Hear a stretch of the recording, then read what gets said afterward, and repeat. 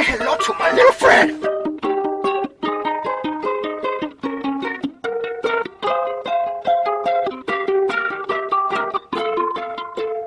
Hello my little friends.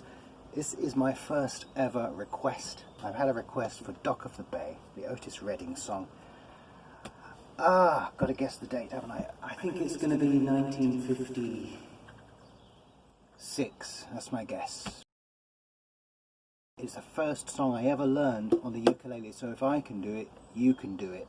So we're going to start off in G major. In fact, I'm going to get my first ukulele and show it to you. Here it is. Look, I've even got a Christmas bauble hanging on it, because this hangs on my wall. This is the Soprano, as you see, much smaller than the Tenor. Don't know if it's still in tune. It actually keeps its tune really well.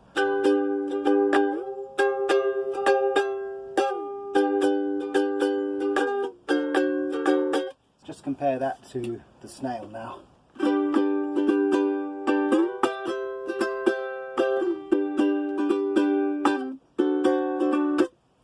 That's why it's worth spending a bit of money on a uke. Certainly great, like I did. This got me into the uke. I'm always going to be forever grateful to have found this little uke for 15 quid, but this is my baby. Dock of the Bay. G major. You already learned that G major.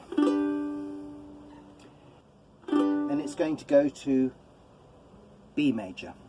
B major.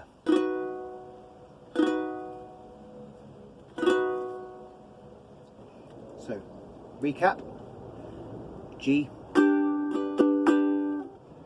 B major, and now something really interesting happens. We go, slide up half a note, and then we slide back down,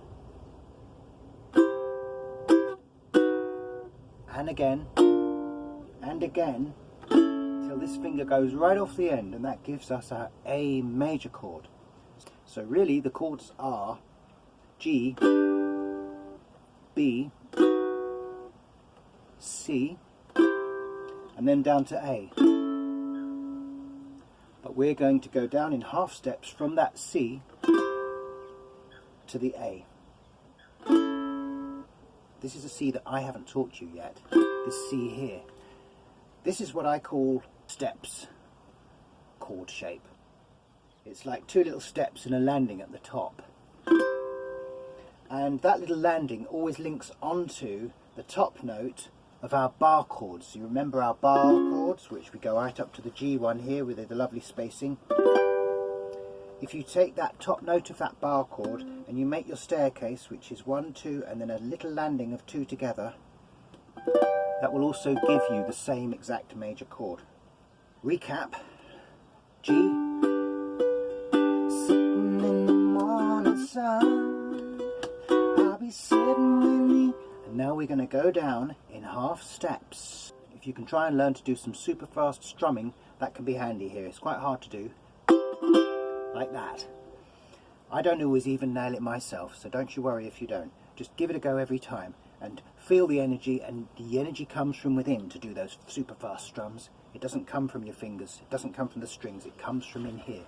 And if you're feeling it, you'll do it. So we're going to go from the C down to the B, because there's no note between C and B, remember? B flat, A. So we just slide all the way down, and then this finger disappears off the end of the neck of the instrument, so it doesn't do anything now. And we're down to an A here. So that's a beautiful little A chord there. I really like that chord.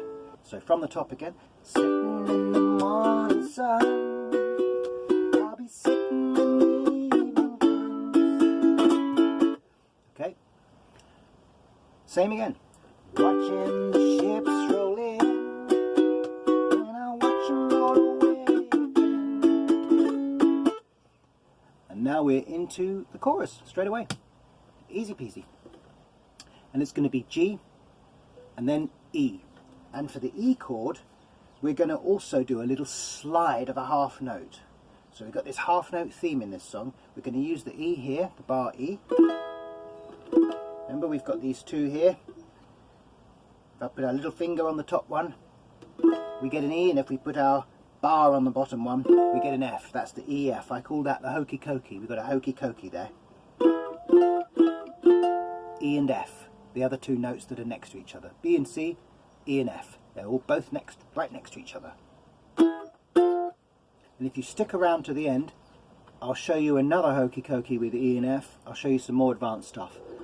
But just for now, just need to remember that you've got the E there, which is the lower one, obviously, of the two. E comes before F on that hokey cokey. Right? And we're going to slide up to it, like that, from E flat. So E flat is with your little finger between those two of the hokey cokey. Okay? Now I'll show you how it works. Sitting on the dock of the bay, watching the tide go away. There we are. So it's okay. So just feel it, feel that speed, feel that rhythm, feel that energy there, and you'll do something good like that. Second verse. I left my home in Georgia, headed for the Frisco Bay, 'cause I got nothing to live for. It looks like nothing's going down my way. Sitting on the dock of the bay, watching the tide go away. Sitting on the dock of the bay, wasting time. And now we come to the middle eight, and then that'll be the whole song done. And the middle eight is really just 4 or 5 chords. Simple strumming, no more of this. You don't have to do that anymore. It's going to be really, just slow it down for the middle eight, and it just create a space, and then you can come back into the energy of the song later. Okay, so G, and then we're going to go to a D. I like to use the D without this. We can leave this A string here, because the A is part of the D chord, so we can just leave it there, and it just makes it come down. Da da, because I don't want it to go up. I don't want it to go da da. Doesn't sound so good. So just to explain why I did that. And then we go to a C chord, a normal C chord. Nothing's gonna go my way. Everything just remains the same. I can't do what 10 people want me to do. And now we take this string where we've got the C here, and we just slide one up, and we stick a bar across here. So I guess, and then slide the whole lot down one. I'll remain the same, just sitting here, and that's it. Now I'm going to explain what we did there, because that was like magic, wasn't it? What that is a bar chord here, which is the E flat, isn't it? Because we're in between the hokey cokey. So it's an E flat, and then if we take that little finger string there and we take it down a whole note, that's actually the top note of the arpeggio. It makes it into a 7th. 8th is obviously 8 notes, is a whole octave, it's the normal top note. We take it down a note and it's the 7th. And that always leads us into a new chord. But in this instance, we're just going to slide it back down to a different 7th. So we've gone from E flat 7th to a D 7th. So it becomes a sort of sliding like that. And obviously D 7th takes us to G.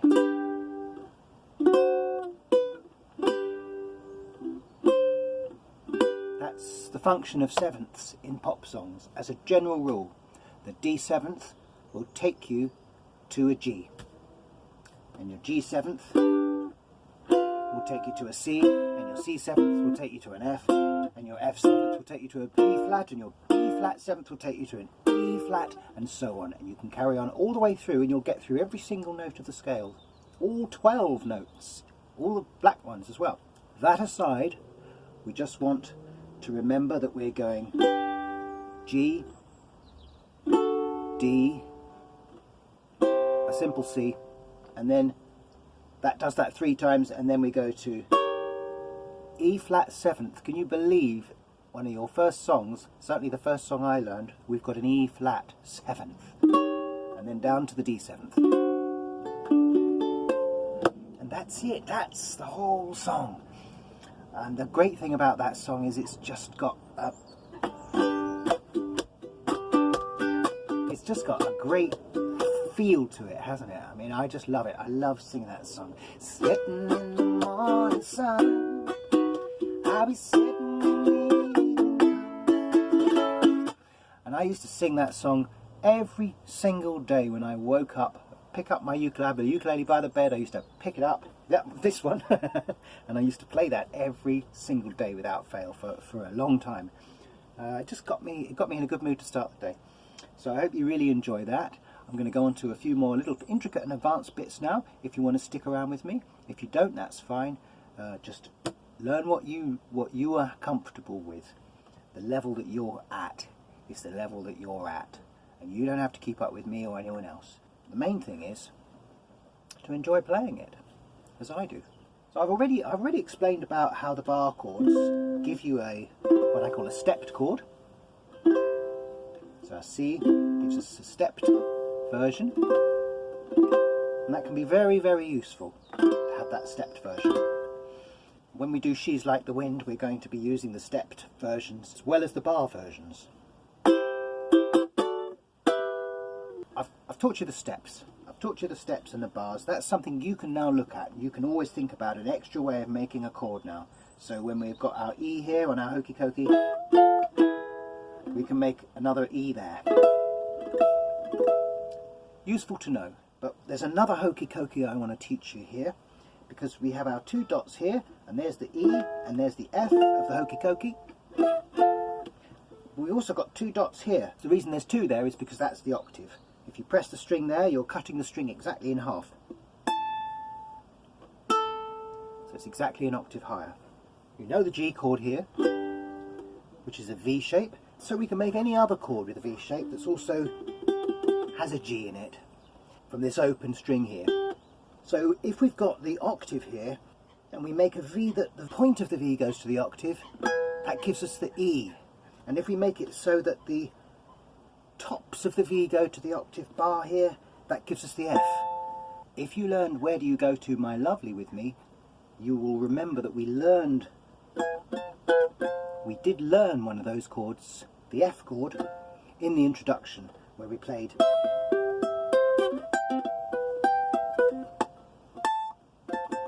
And it was that chord there. That was also where we learned about the bar chords, the G bar. And there's the G. So the top one is the F, and the one below it is the E. Now what does that remind you of? Ha ha! E and F, here. Listen to the chords. We've got E here, and F there. E here, and F there. They sound different because they're different inversions. And I did say I was going to explain to you what an inversion is.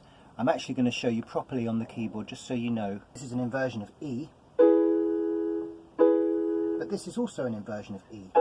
They're different inversions, and they feel very different. And on a ukulele you can end up with missing notes, because obviously you've only got 4 strings, and sometimes you might miss out one note of the chord for expediency. I try not to. I try to always get the 3 notes in there somehow or other, squeeze them in, because I've got 4 strings after all, no excuse. But anyway, here's an inversion of E, and here's another inversion of E. You see, they sound different, just as they sound different with this E here and this E here. When I'm playing these V chords, E doesn't have a G in it, it's got a G sharp in it. What I do though sometimes is I put a bar across when I'm playing these V chords, and what that gives you is, as when we played an F chord here, sometimes I play the F chord here. I think we did it in Luca, didn't we? And we allowed this G to be in there, and I said it creates a nice 9th. So if you want to play V chords and hit this string, still hit this string, maybe you're doing a lot of energetic strumming in a song, for example, and so you don't want to risk you know, making an accidental mess with this string, then just, and it hardly shows, that ninth hardly shows. All it does is it really just creates a slight jazzy effect, which can be nice, which can be quite pleasant. There's one other little trick I want to show you with this song, which is that when we get to the D7th, remember we had the E flat, and it was an E flat 7th, and then it became a D7th. We've got a V-shaped D chord up here. Now to make a V chord into a 7th, we've made our bar chords into 7ths, like this. The D natural and a D7th. Well, to make a V chord into a 7th, here's our G. We take the V and we invert it, if you remember, and that makes the G7th. So we can do the same with a D up here. Now D is here. It's at the top of the G. Do you remember our G bar chord is here? The D is here and the C is here. They're the two related keys to G major, because D, if we make it into a 7th, brings us back to G major, and G, if we make it into a 7th, brings us to C. So all contained within the block of a bar chord, you have got the two V chords that make up the two related keys. And those related keys, if we look on a keyboard, we've got G, and G goes up to the C and it goes down to the D. That's how I think of it. I think of going up to the C and down to the D, because we're going from G, 1, 2, 3, 4, 5 notes up to the C, 1, 2, 3, 4, 5 notes down to the D. It's perfect geometry. That's why the D7th takes us to the G, and the G takes us to the C. And as I was showing you earlier, you can carry on going up to F from C and so on. Eventually you will learn which chords lead you to which other chords. D leads you to G. I haven't finished with the D yet. So we've got a D here, which means that we can make a D7th here with the little diamond, the top of the diamond. Here's the D, here's the D7. And what I'm doing is I am actually skillfully just strumming the last 3 strings, and I'm managing to skip this first one. That's a skill that takes quite a bit of doing, and I guarantee you I do not manage it every time. But when you're doing something quick, like, so I guess I'll remain the same, then you can do it and it's fine. And you could also just make it the V, just make it the ordinary D there, and slide down from the ordinary D. Even though we are going to a D7th here, just slide down from the ordinary D, because that will keep you in the V shape for coming back to that G. Okay? Just sitting here resting my bones. So that's just another little trick you can do.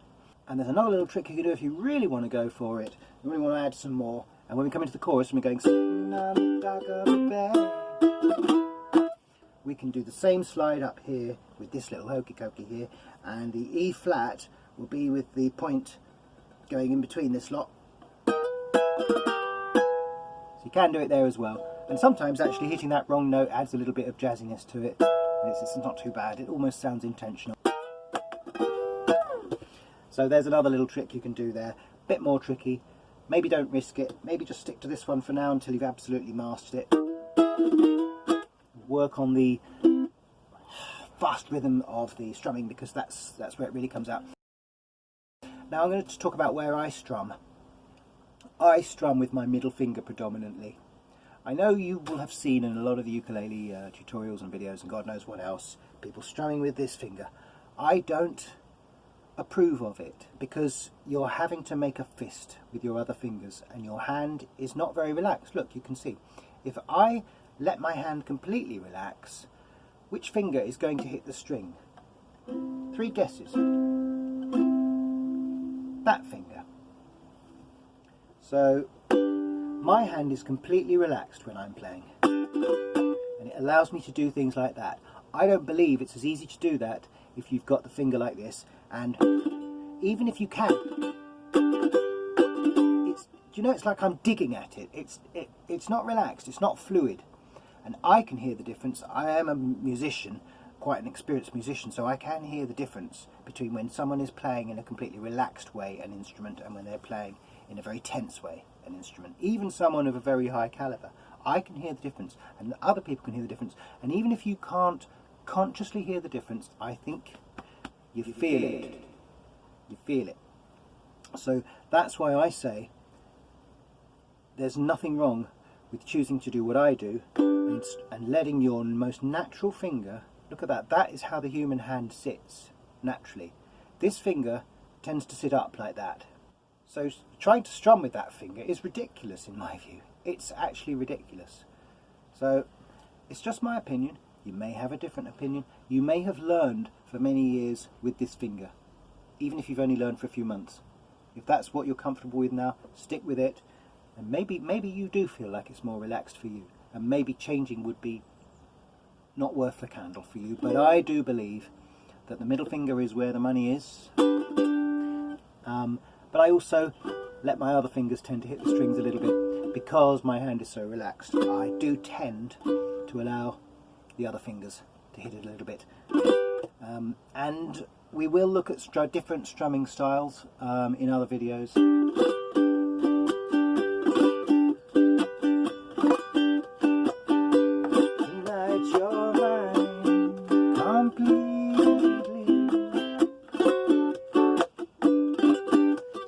Stuff like that. I mean, I haven't yet worked out that song. I just did that off the top of my head, okay? But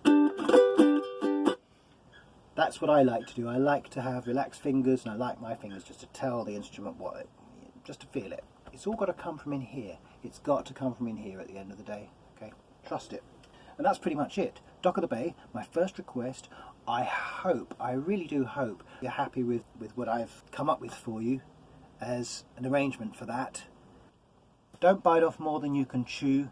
If you just stick to what you can manage for now and master that one step at a time. I've been playing for 2.5 years now, and I do play a lot, and I am an experienced musician, but that's not a long time to be able to really get your head around a musical instrument. I mean, you get a lot back quickly, so do persevere. That's it really. I want to wish you a fabulous new year. Let's hope it's better than the year we've just had. And to all of you out there, please keep subscribing, keep recommending me to your friends if you're enjoying what you see here, because it will only help the channel to grow, and for that I will be very deeply grateful, because I just want to keep spreading the love and spreading the rhythm of the uke as far and wide as I can from my little fake Hawaii here. So from a fake Hawaiian who is Hawaiian in spirit, aloha.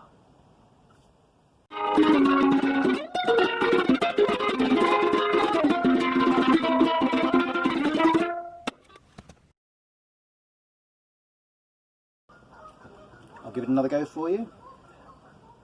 So, because the birds are going mad. What a cacophony. It must be my singing that's doing it. So at this octave point here, if you remember our V chords, we've used a V chord today, we've used a V chord for the G, which we can do because obviously the bottom string here, obviously this string here, the open string is the G string, so we can...